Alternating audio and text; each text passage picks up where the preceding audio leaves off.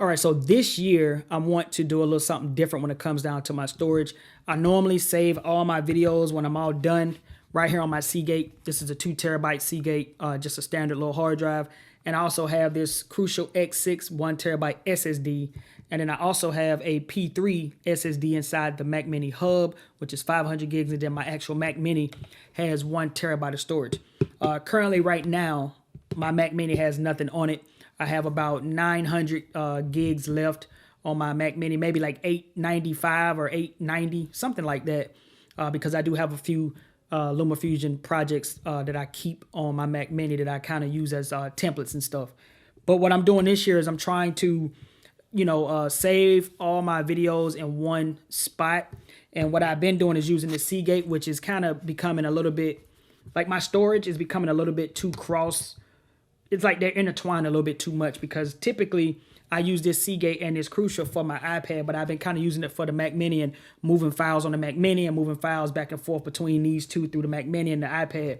And what I want to do is go back to using these two strictly for my iPad so that I don't have any more confusion when it comes down to saving a project at the very end of the day, or at least a rendered down project, because I don't save every single clip. I only save the video when it's completely done, and then I get rid of all the clips because I can always go back to the video and chop out pieces that I need. So with that, I have a new storage solution that I want to use for the Mac Mini to store the finished video. So I want to go back to using these for the iPad. So I'm going to put these back over here. And that's what I'm going to use for my iPad and strictly for my iPad, and bag up all my videos on my iPad.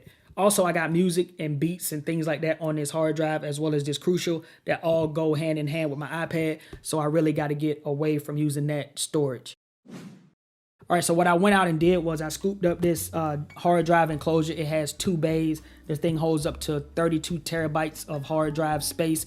And what I got right here is a 4 TB hard drive that I'm going to be throwing in here for right now, so that I can move all of those videos off of that other Seagate right there. I can move them all into here, and then anytime I'm done rendering videos every week or every month, I can just go ahead and drop all of those finished videos into this, this little setup here with my Mac Mini, and I can just be done with it. So again, this thing right here is a YodaMaster professional external hard drive enclosure. It fits 2.5 and 3.5 SATA hard drives and SSDs. All right, so it's kind of the best of both worlds.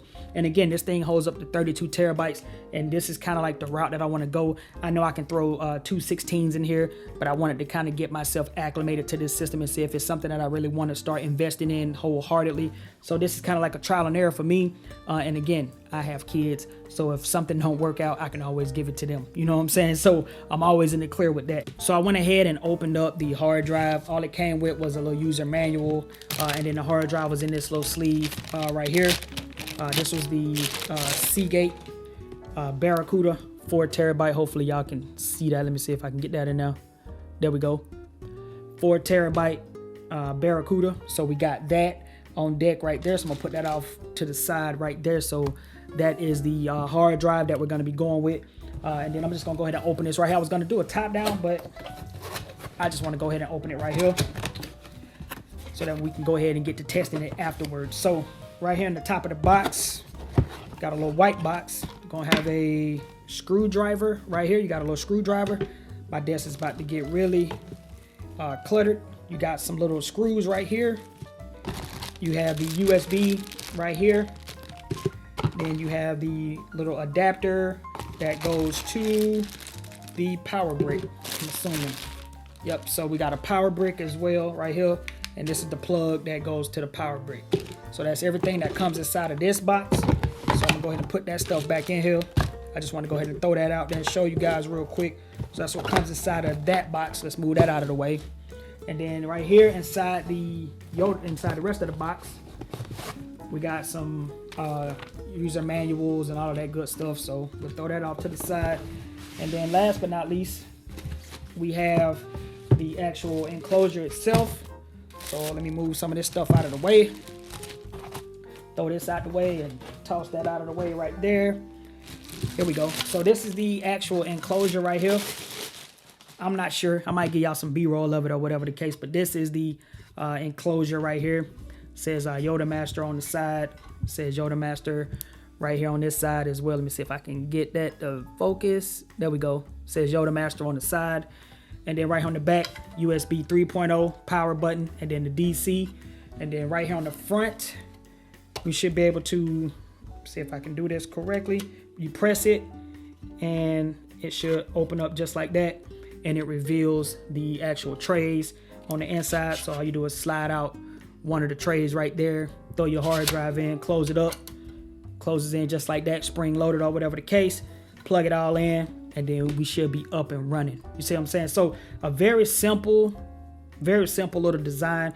2 bays, throw the hard drive in here, boom, and we in there. You know what I'm saying? And again, 32 terabytes is what this thing can hold, so we should be good. I'm not concerned with the speed, because anytime I'm like moving files and stuff like that to the hard drive, I just walk away anyway. So I move all the files and just kind of walk away. So I'm not really too concerned with the speed. I also like the fact that it does match the color of my Mac Mini, which is sitting right here.